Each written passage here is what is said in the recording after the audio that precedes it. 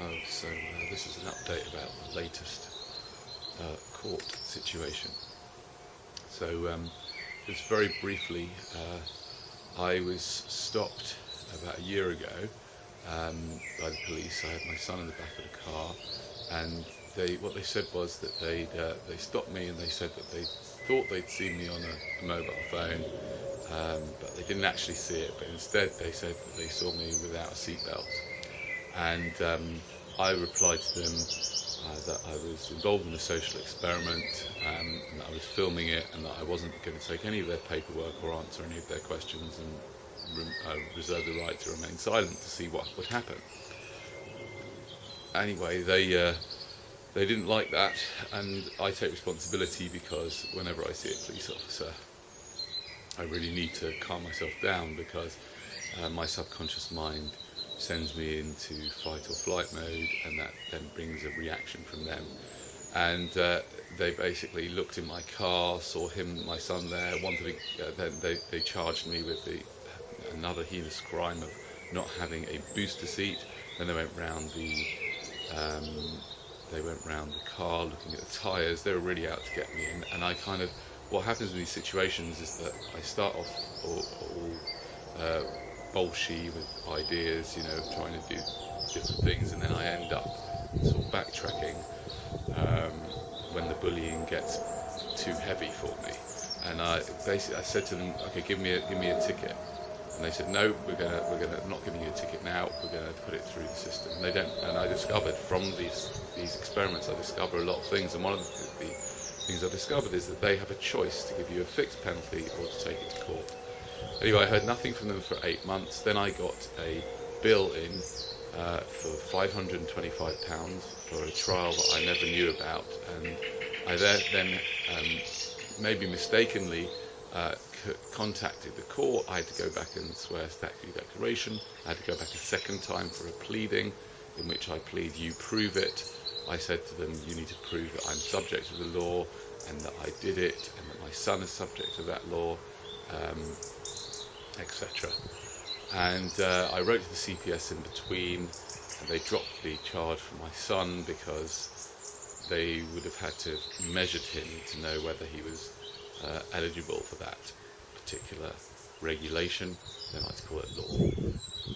And on Wednesday I went back for the trial. Now, I'm not going to tell you the details of the trial because I'm seriously considering appealing the decision, but I will tell you a little tiny bit about what happened. The police officer arrived a little bit late. It was a bit of a shame, because had it been just a few minutes later, they would have abandoned the case. I questioned the police officer. I won't go through the details. At one stage, when they said, do you promise to tell the truth? They wanted me to affirm that I would tell the truth, the whole truth, and nothing but the truth. And I questioned them. I said, well, I can't say that. That's not possible. And again, I wasn't able to stand up for myself. Then I kind of just said it, which was ridiculous. Anyway, so towards the end of my giving evidence, I was there with a friend who really knows next to nothing about law, but he was kind of sitting next to me just to calm me down and give me ideas, an intelligent man.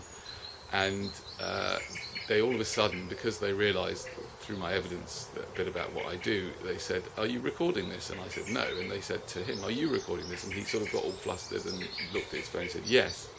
They said, right, stop the court. You're in contempt of court.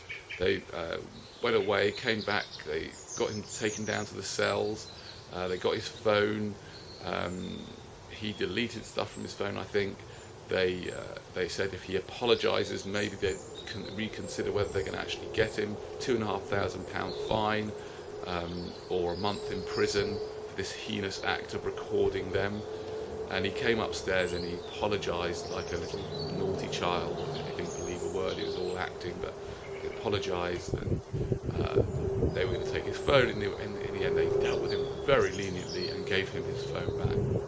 And there was a moment, probably the funniest, the most ridiculous moment in the whole thing, was there were 3 lady magistrates. And you see, in a way, that's one of the many things, perhaps I'll write about this rather than put it in a video, but that's one of the many things that I learned about how they manipulate you and intimidate you and make out as if this whole thing, this whole court thing really is a courtroom, and it's not, it couldn't possibly be illegitimate. It couldn't possibly be dodgy because there's 3 respectable old grannies up there, so it must be okay.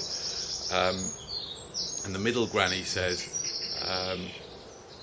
she says something like, "Do you know how threatened we felt when we saw that you were recording it?" And I thought to myself, you what?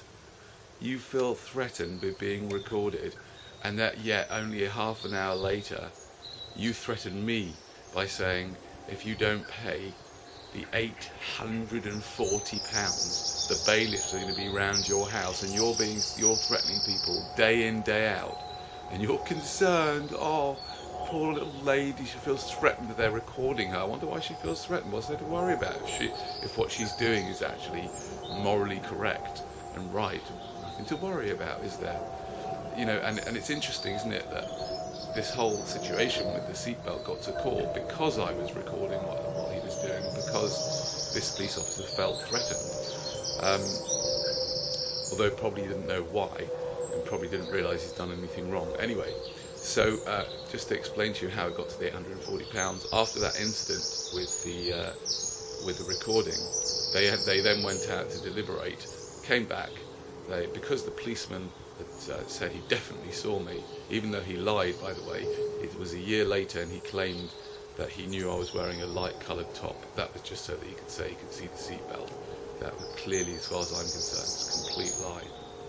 And actually I got him to tell a lie as well at the beginning, because I asked him at the beginning, have you ever told a half-truth or an untruth in court? And he said, no, of course not, which to me is just obviously not true. But they didn't pick up on this, and they said he was sure he saw it, therefore we're finding you guilty, £200 fine, £620 court costs, and victim surcharge of £20. And yeah, I just, at the time I was shocked, but it was a very expensive lesson this time. But lots and lots of lessons learned there. And one of them is the reinforcement of the utter immorality and illegitimacy of what's going on with these fines. Because if I'd have taken the fine originally, the original ticket, that would have been £60. Instead, I took it to court, or it went to court, and it ended up being £840. Now, whether or not I did it, the idea that you either pay £60 or you end up paying £840, and that's with no lawyers' fees. If you add lawyers' fees, you're talking about you're already 20 to 1 against just challenging any of any of these fines, which means that this is just pure extortion. It's pure and utter extortion. Say, you can either have the fine or you can go to court, but the court's going to cost you 20 times as much if you lose. And that would be, that 20 to 1 odds against you, that's only if it's a fair system. But it's completely not fair. It's completely tipped against you in so many ways.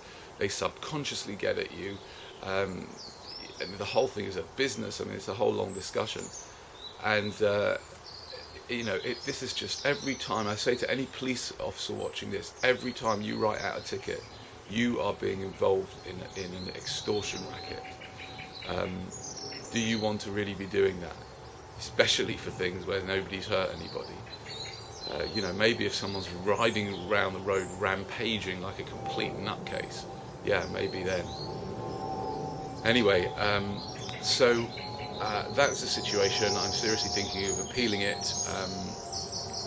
Lots of other things I learned, I won't go into them now.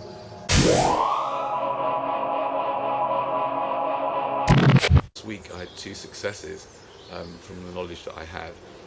It's quite an interesting dynamic. I stopped when I saw policemen twice stopping two separate people. Both of them happened to be dark-skinned.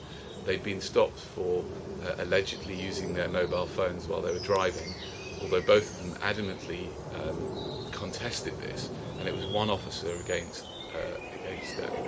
And I sort of intervened and went up to them and said, "Would you like some help?" And they said, both of them said yes. And in both cases, the officers really didn't like it. And I accused the officers of being trained to think the same way. And I suggested to the people being the victims of this extortion attempt, I suggested they should be very careful what they say. Both of them had Bluetooth in the car. Etc. And what happened was, in the end, is that officers got really angry with me, but they couldn't really do anything with me. So instead, they got angry with me and said to both of the victims in these cases, you've behaved compliantly and nicely, and therefore we're not going to take this any further. But you, sir, well, and they sort of had a little rant at me. And the second case, actually, in the end, we sort of got together and we shook hands and exchanged first names, and it ended up all right. But in both cases, they were let off without extortion. So what I have learned is helping people, and I'd appreciate support. I've noticed that when a large number of people turn up to the courtroom, things are different. Because the staff in these courtrooms behave differently when they're being watched. So I would appreciate if more people turned up to the court appearances. And it's, I said before, these are amazing experiences, in my opinion, the theatre of court. Going there, looking at it, analysing it from a psychological, from a spiritual, from a financial point of view. Absolutely fascinating, talking to the people who are in there for all the different reasons they're in there, finding out what's going on. Most people have got no idea what's going on in magistrates' courts. And it's free entertainment, it's fascinating. And it's good to know how your taxpayers' money is being spent. So I'd like to really encourage people, if they can, if they live in the UK, specifically in London, to attend. And also to attend other people, if there are any other people in your networks that could do with some support, try and take time out of your day. I know it's difficult. And my next court appearance is the 27th of June at Westminster Magistrates Court. And I'd like to invite anybody who can to put that in their diary. It's in the morning, and and this one is another trial for the heinous crime of using a megaphone. So I'd love to see you there. And message me if you're interested in any financial support. I'll put my Bitcoin address on the end of this film. So have a great day.